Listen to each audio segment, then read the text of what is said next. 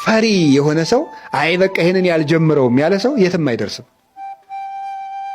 ምን እባላለሁ ማለትን እግዚአብሔር ምን ይለኛል እንጂ ሰው ምን ይለኛል ያለን ማለትን ያልተወ ሰው ማድረግ አይችልም።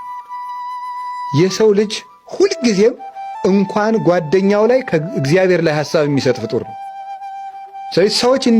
ሰዎች ስለሚያወሩት ጉዳይ መጨነቅ ሳይሆን እኔና እግዚአብሔር እንዴት ሆነን እየኖርን ነው የሚለውን ነው ማሰብ።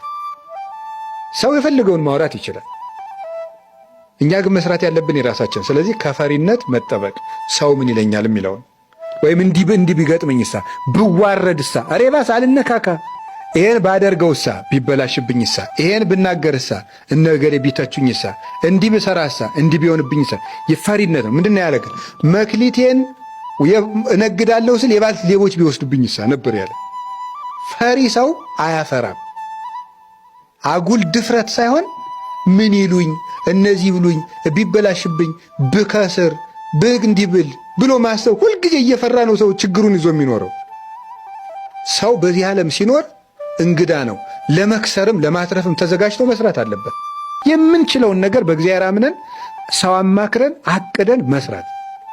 የተበላሸው ይበላሽ፣ የተረፈው ይተርፋል።